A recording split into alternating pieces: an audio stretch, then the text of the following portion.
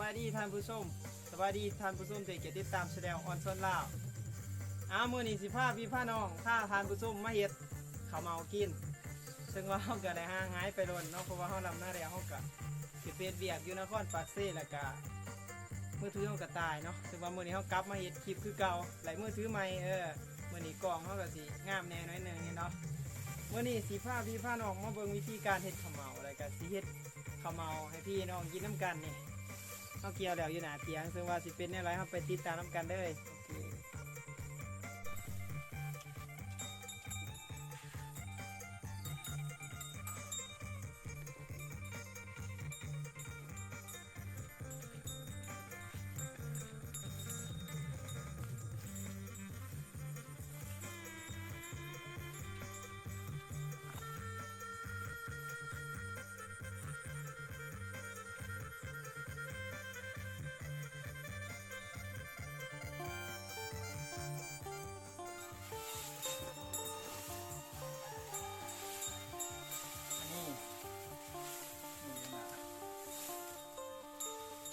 เขาเมาเนาะตัวนี้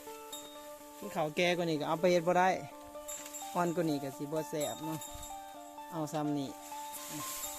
อ่อนกว่านี้ไปตำก็สิเป็นขี้แมวขี้หยังไปแหละ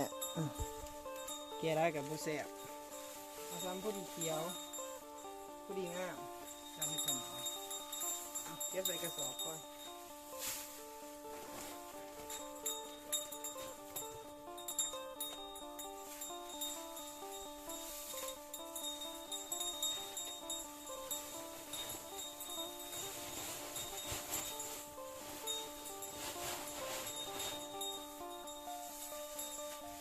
อันนี้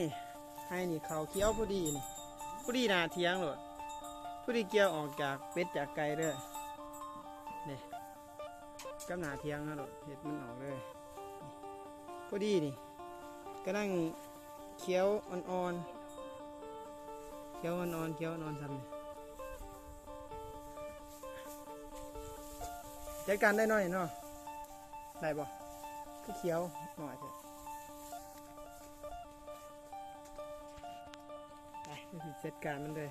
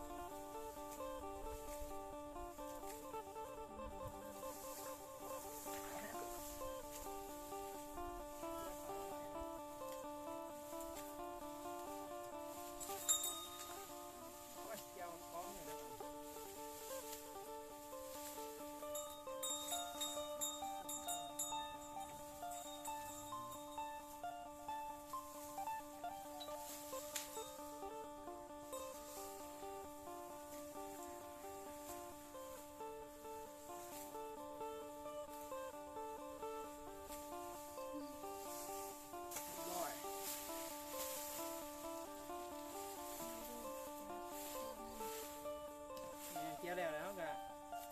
มาแต่งหน่อยนึงนี่จะใบ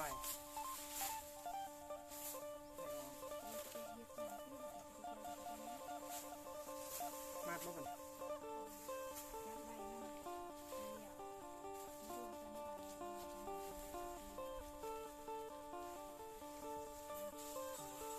ย่อยเลยไปเกี่ยวต่อเอาต้มให้มันอ่อนเนาะ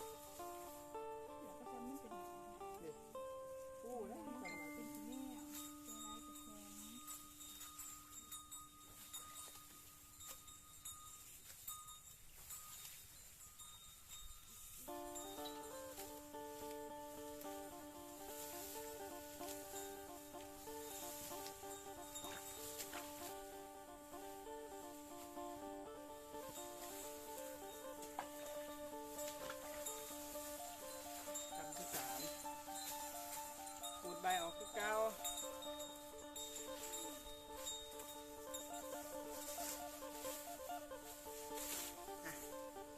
เป็นมาไป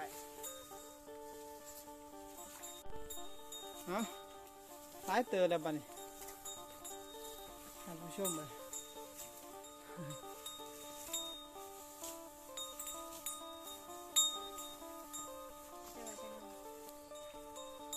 ใบมันไข่งัว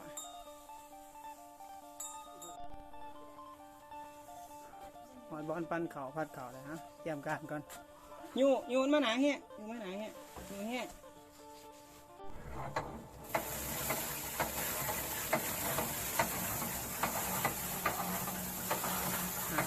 นี่เป็นการปันเข่าสมัยก่อนที่จ้าดีสมัยนี้เขาเห็นเขาปันเข่าอันนี้เป็นกลุ่มพันธุ์อันตรายแล้วนี่ลองเลยโอ้เห็ดเสียนเลยเห็ดขึ้นเป็นเนี่ยกันแน่นๆที่ล่ะปูดซาต้องมาบ่ได้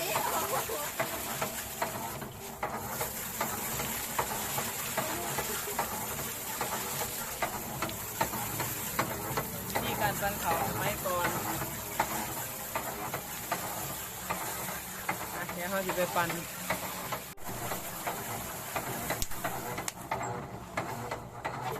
ว่างเด้อด้านขวานี่ขวารถถึงนี่เขาขวา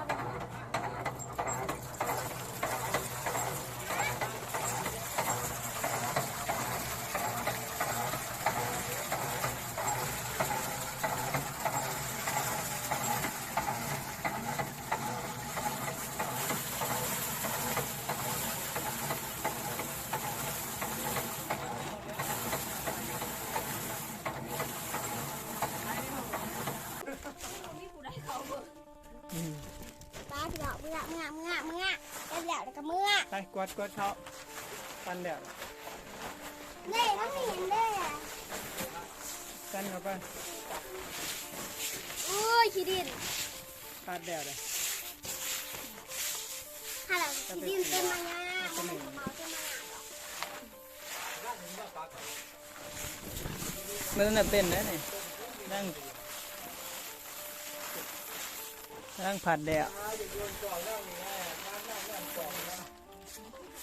เด็กมีสวนนี่กินได้ในร้านนะ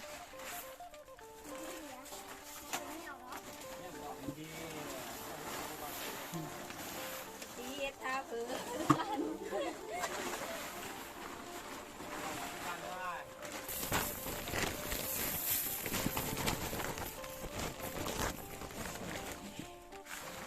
ยี่บอกไงบอกกันมันบอกได้นี่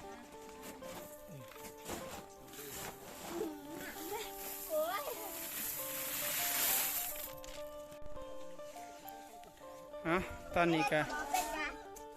เขาต้องมาผัดเดี่ยวหอดขั้นตอนสิมาแยกเขาเรียบเขาตึงบ้านเฮามันทราบว่าเขาเรียบเนาะเอาใส่น้ำซุ่มเดียวกับฟู่งางขนาดนั้นพี่น้องเลยเอาแต่ซุ่มมันดีๆตึงไปเฮ็ดคุณนะอู้เหมือนว่าสีได้ร้ายโดดพัดอันเกี่ยวไปซ้อนกับสอบพัดมาได้บ่พวกขู่ทั้งสีมันไม่แยกหน้าออกได้เลยนี่มีแต่เขาเรียบทนเด้อพี่น้องเอ้ยฟังอยู่หอคนทั้งดุมน่ะคือยังมันอ่อนมาจากโมเมนต์อ่อนของน้องดีบเนาะเขามันมีทุระ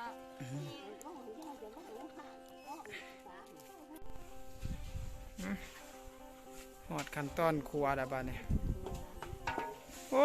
ไม่ใหญ่แล้วมาคนหายคนออกกำลังกายกินเห็นแต่ข้าวเป็นสาแล้ว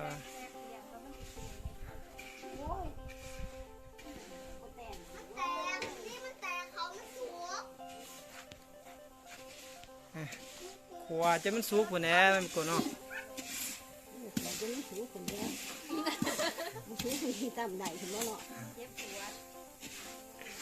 2 ดอกถามว่ามันเป็นยังนะก็ย้อนแล้วจะซื้อเอาค้างนะคือขั้นตอนการคั่วผมมึงก้นคั่ว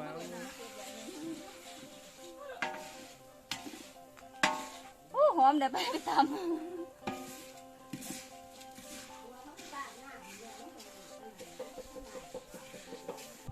โอ้ขบวนหนังดำน้ำใหม่บ่ดำแล้วบ้าน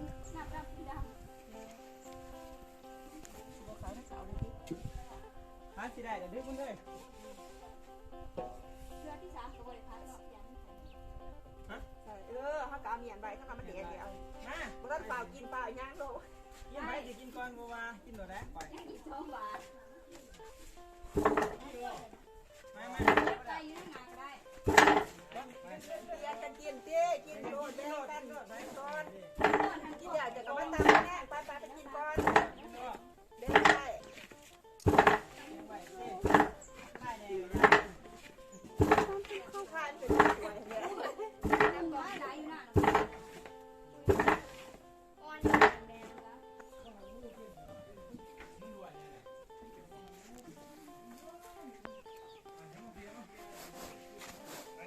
โอ้งามคักเนาะ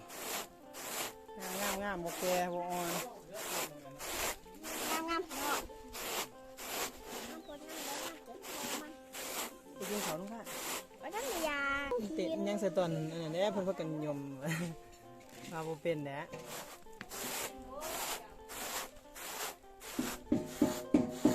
นั่งไว้หนาบ้างสิ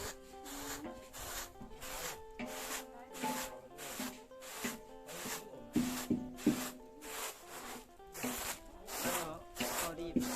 สารเนาะ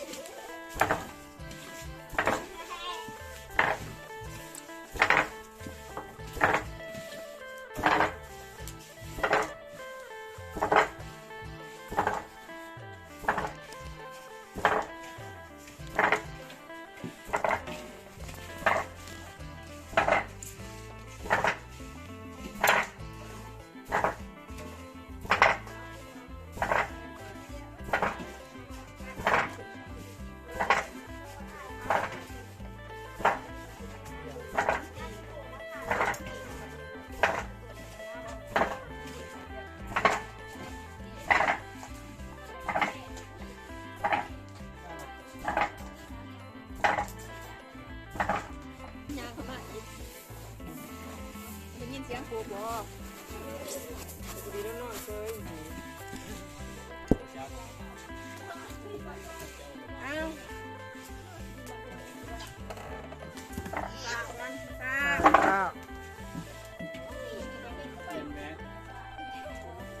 ฮัลโหลเด้อสนะเด้อไปข้าไปขับก่อนแล้วก็ได้เจ้โอ้ผมทายพวกคนข้าจะทายก่อนนี่เดี๋ยวผมก็พ่นกับเราจะได้อ้าวเฮ็ดยึกยักอยู่แล้วโป่งหนึ่งที่หาเราได้บ่ขวดตัวได้ที่เหลือกับอันนี้ไว้